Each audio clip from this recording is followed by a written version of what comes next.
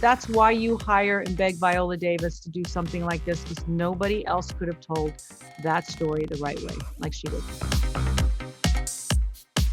Congratulations on this amazing film, guys.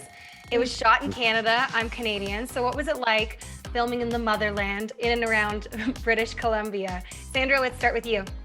Beautiful, absolutely beautiful. We chose Canada, but the terrain, the landscape, the silver season is what we were aiming for. The water, the topography, the incredible crews and acting talent. Well, like, it was just the place. And it was so good to us. It was so good to us pre-COVID, and when we got shut down, it was so good to us and safe during COVID when we were one of the first films to come back. And that is what I really appreciate, is that the rules and the rigidity of those rules for safety made me feel so good and so safe that we had the confidence to come back and finish our film. So I am eternally grateful to the Canadians in Canada. That warms my heart. Yeah, and the maple syrup. Can't forget the maple syrup. Don't forget the maple syrup. Can't forget it. Now, Sandra, your character is an experienced carpenter, and in the film, I hear you had some experience in carpentry back when you were growing up. So tell me about that. And did it help for your character kind of dive into this role? It's comfort level. My dad was always restoring a place. He would find rundown places and restore it from the ground up by himself. I so appreciate the skills that I have and the comfort around a construction site, because now that's what I do. I restore places. I can lay some drywall, not brilliantly, but decently. But I feel a great comfort around the hopefulness of a space. I can walk into a room and I feel what it wants to be. I feel where it's flawed. I just love the story of architecture and in construction. And it was nice to be able to represent that a little bit. Absolutely. Now, Rob, this story makes you wonder, is Ruth always going to be seen as a murderer, or should there be some compassion since she did her time?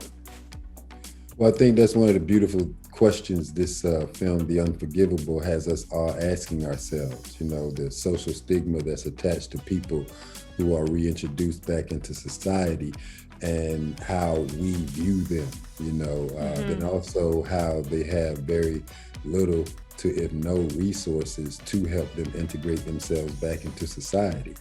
You know, and then we ask ourselves, does she deserve a second chance? And, you know, who is entitled to even say yes or no to that she deserves a second chance? So I think that's one of the beautiful conversations the movie The Unforgivable can actually spark. And we can have a healthy dialogue around people who are reintroduced back into society. And you know what, the empathy that you feel for Ruth and the struggle that she faces entering back into the world is something that we need to talk about. We need to talk about in the world in general, and these second chances. So thank you for doing that. Finally, you both got to star alongside Viola Davis, who's a legend. What was it like working with her? Sandra, that argument scene with Ruth and Viola's character, like, just was so explosive and real and honest. That's why you beg Viola Davis to do your film.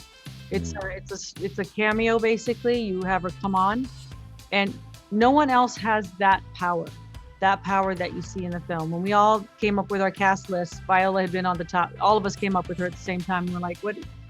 Wow. She brings with it her point of view as a mother. And that scene when she comes out, we shot it. She was in the second half of the shoot, which was during COVID, where we were trying to figure it out. We were always in mask and shield. I was never opposite her without a mask and shield when we were doing her coverage. We were never closer than 10, 15 feet. And yet we had to look each other in the eye and be able to attack each other as close as we could with our voice and our bodies. And it was an honor. Viola Davis is, as everyone knows, the exquisite conveyor of the most beautiful emotion, difficult emotion. That's why you hire and beg Viola Davis to do something like this, because nobody else could have told that story the right way, like she did. I mean, her line to her husband, leaning into him for doing what he's doing, and she said, if this would have been your black sons, they would have been dead. You felt it. And I mean, yeah. The magic of Viola was seen through the screen, but also for both of you and your characters, the chemistry, Thank you for this film. I think there's a lot of questions to be had after this, a lot of takeaways from the film, and I think audiences around the world are going to feel them. Yeah, hopefully.